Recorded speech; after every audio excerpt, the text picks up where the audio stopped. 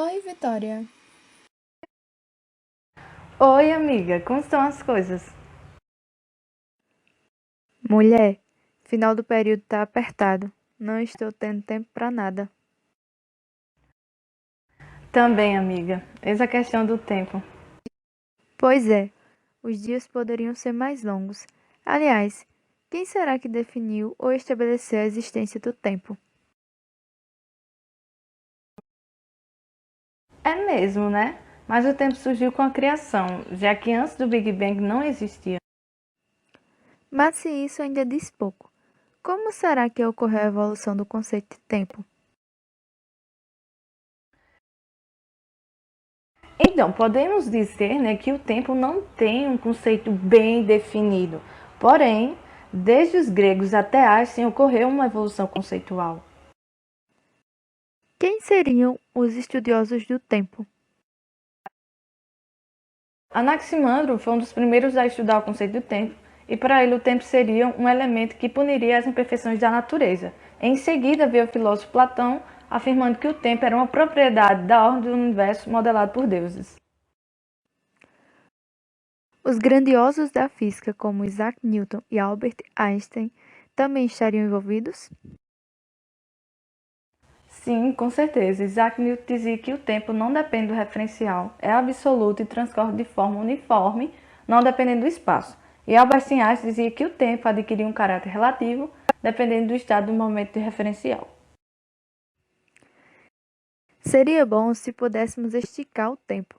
Ironicamente, a pessoa ou grupo que estabeleceu a divisão do dia em 24 horas devia ter esse poder. Então, os babilônios detinham esse poder, né? Eles foram os primeiros a marcar a passagem do tempo através do relógio do sol, no qual eles dividiram o dia em 12 partes e depois em 24, e que são as horas que usamos até hoje. E durante a história do mundo, existiram vários outros instrumentos para medir o tempo. É mesmo, o pulso foi utilizado como um instrumento de medição por Galileu. Isso, e uma das formas de medir o tempo seria comparar com outro fenômeno periódico. No caso, a ampulheta seria um instrumento que podemos criar uma ocorrência periódica. Isso mesmo, e o relógio atômico é o mais preciso. E os tempos curtos, como medimos? Com o cronômetro para os curtos e os maiores com calendários e afins. E não pode esquecer que a unidade padrão do tempo no SI é medida em segundos.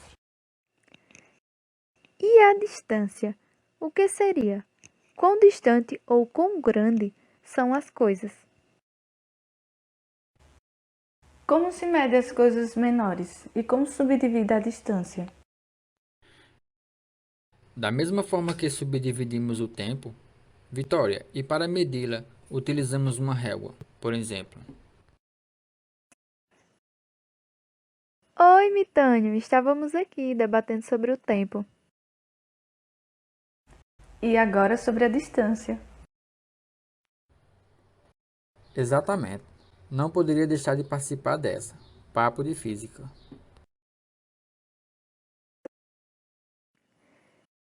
Então, Mitânio, como podemos definir a distância? Então, ela pode ser definida como um espaço entre dois pontos.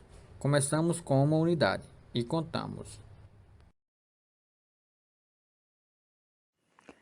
Mas e para distâncias maiores?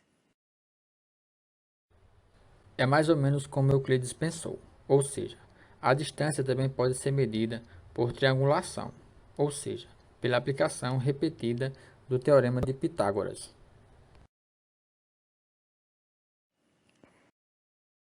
E por que a unidade de medida é o metro?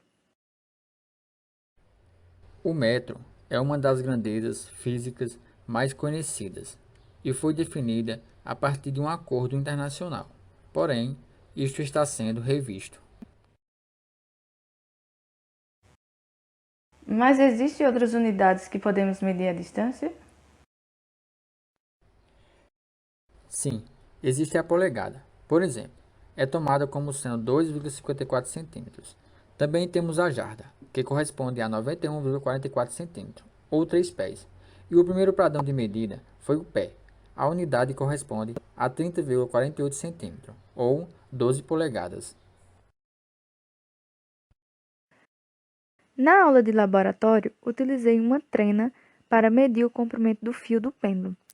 A trena também poderia ser utilizada para medir a distância? Sim, a trena, assim como o paquímetro, é um dos instrumentos de medição mais conhecidos. Ela é utilizada para medir distâncias maiores que a régua, por exemplo, em milímetro, centímetro e metros. Nossa, como foi maravilhoso esse papo que tivemos. Até a próxima! Realmente adquiri bastante conhecimento nessa conversa. Tchau, gente. Foi um prazer dialogar com vocês, meninas. Nos vemos na próxima.